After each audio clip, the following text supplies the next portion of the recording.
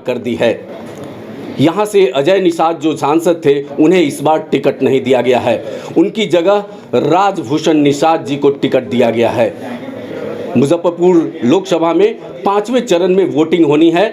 इस पर बातचीत करने के लिए क्या कुछ तैयारी है, हमारे साथ बीजेपी के जो कैंडिडेट हैं राजभूषण निषाद, वो हमारे साथ मौजूद हैं। स्वागत है आपका न्यूज़ बाइस्कोप में राजभूषण जी।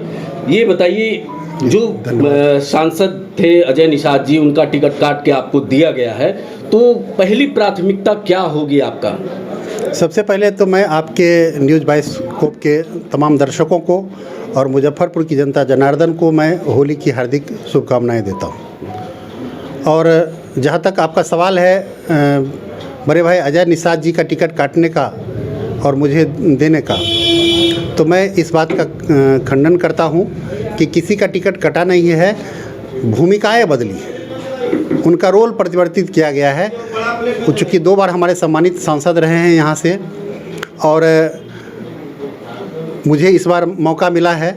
हो सकता है उनके लिए कोई पार्टी ने बड़ा रोल विचार करके रखी होगी, और मुझे लगता है कि नियर फ्यूचर में बहुत जल्दी उनको कोई बड़ी दायित्व भी हो सकता है दिया जा सके जी। जैसे हाँ पता है, तो इसलिए किसी का टिकट काटने की बात नहीं है, सिर्फ रोल परिवर्तन हुआ है। और हम लोग का प्रयास यही है कि हम सब मिल करके मुजफ्फरपुर का सर्वांगीण विकास करें। जी राजभूषण जी, चूँकि आप पहले भी यहाँ से प्रत्याशी के रूप में खड़े रहे हैं, तो मुजफ्फरपुर में इस बार जब आप बीजेपी ने टिकट दिया, भरोसा जताया है, तो पहली प्राथमिकता क्या होगी आपकी? जैसा कि हम सब जानते हैं कि मुजफ्फरपुर या बिहार का जो इल डेवलपमेंट, पिछड़ेपन का जो कारण है, वह है यहाँ के का पुअर इंडस्ट्रियल डेवलपमेंट, जो औद्योगिकरण नहीं हो पाया यहाँ का। और उसका मुख्य 2 कारण था। एक तो एनडीए की सरकार से पहले जिस ढंग का जंगल राज था, कोई भी उद्योगपति यहाँ पर अपना इन्वेस्टमेंट नहीं करना चाहते थे। और दूसरी बात कि बिजली की जो समस्या थी, जिसके कारण इंडस्ट्रियल डेवलपमेंट नहीं हो पाता था। तो एनडीए की सरकार आने के बाद बिजली की भी समस्या सॉर्ट आउट हो गया है और अपराध का ग्राफ भी घटा है। इसलिए अभी इंडस्ट्रियल डेवलपमेंट के क्षेत्र में हम लोग को काम करना है, और बेला इंडस्ट्रियल जो एरिया है उसको पुनर्जीवित करने की प्रयास करेंगे हम, ताकि यहाँ के लोगों को दर दर भटकना ना पड़े, दूसरे स्टेट में जा करके रोज़गार के लिए तरसना ना पड़े। राजभूषण जी, आप पेशे से डॉक्टर भी हैं, बुद्धिजीवी हैं, तो आप जानते हैं कि हमारा मुजफ्फरपुर ज़िला एईएस से प्रभावित रहा है। हमारा जो इस लोकसभा के अंतर्गत जो 6 विधानसभा आते हैं, विशेषकर औराई विधानसभा, एकदम बिल्कुल चचरी मुक्त, इस आज़ादी के बाद भी अभी भी चचरी के सारे लोग जीने को मजबूर हैं। पता नहीं क्यों इस तरह का वहाँ की समस्या का समाधान नहीं होता है। तो आपकी प्राथमिकता उन जगहों के लिए है अथवा नहीं? देखिए, जैसा कि आप सब जानते हैं और कि जब से भारतीय जनता पार्टी की सरकार बनी, श्रद्धेय अटल बिहारी वाजपेयी जी ने रोड के क्षेत्र में जो काम किया, चतुर्भुज योजना लाया। आज इमेजिन कर लीजिए कि अगर ये योजना नहीं होता तो यहाँ से पटना जाने में लोग को 5 घंटा समय लगता था पहले, आज अब 1 से 1.5 घंटा में पटना पहुँच सकते हैं। तो हमारी सरकार की प्रतिबद्धता है कि हम डेवलपमेंट करें, और डेवलपमेंट का मतलब ये है कि 1 घंटा में अब अगर यहाँ से पटना पहुँच जाते हैं तो ये डेवलपमेंट हुआ। इसके लिए अभी जो शहरी एरिया है उसमें बहुत ज़्यादा काम हुआ है, कुछ रिमोट एरिया है उसमें काम करने की आवश्यकता है, जिसमें हम सब मिलकर के काम करेंगे।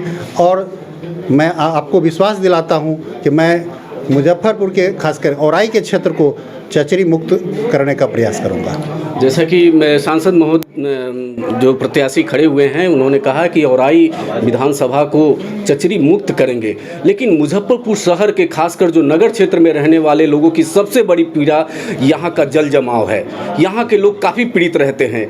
यहाँ पर चूँकि मुजफ्फरपुर शहर स्मार्ट सिटी में भी आ चुका है, उस दिशा में काम भी हो रहे हैं, तो उस दिशा में तेज़ी से काम हो और किस प्रकार का विकास हो, क्या कुछ कार्य योजना अपने दिमाग में है कि सांसद बनने के बाद वो आप करेंगे?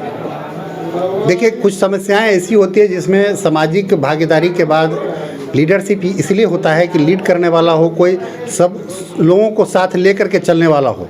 और मेरा ये प्रयास रहेगा कि लोगों को साथ जोड़ करके जो समस्याएं हैं उस पर विचार करें।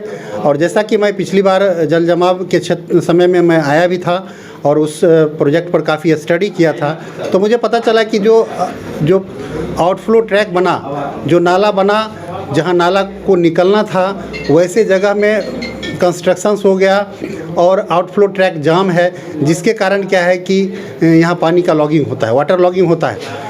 तो वैसे समस्याओं से निजात पाने के लिए भी हम लोग को फिर से उस नाला को उराही भी करना होगा और उसको एक सेफ ड्रेनेज दे करके दूसरे रिमोट एरिया में निकालना होगा उसको, ताकि जल जमाव की समस्या ख़त्म हो सके। को लोकल और बाहरी करके मुद्दा भी झेलना पड़ सकता है क्या? क्या कहना चाहिए? नहीं, ऐसा नहीं है। मुजफ्फरपुर के लोगों का दिल बहुत बड़ा रहा है और मुजफ्फरपुर में जॉर्ज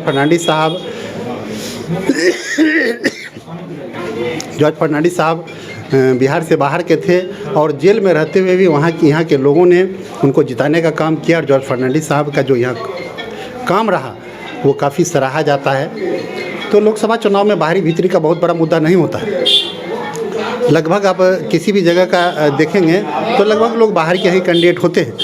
लेकिन पिछली बार मुझे इस समस्या को झेलना पड़ा था, इसलिए मैं जस्ट चुनाव के बाद यहाँ पर ज़मीन लेकर घर बनाने का भी काम किया और मैं यहाँ का वोटर हूँ। मेरा आवासीय यहाँ का है, मेरे प्रतिष्ठान है यहाँ 1-2 है और मैं यहाँ बराबर आता जाता रहता हूँ। मेरा घर है यहाँ। चलिए, राजभूषण निषाद जिन्होंने बीजेपी ने अपना कैंडिडेट मुजफ्फरपुर लोकसभा क्षेत्र से बनाया है, अब ये कह रहे हैं कि जब वो जीत कर जाएंगे निश्चित रूप से मुजफ्फरपुर लोकसभा का और पूर्णतः विकास करेंगे। मैं मुजफ्फरपुर से न्यूज़ बाइस्कोप के लिए संतोष कुमार।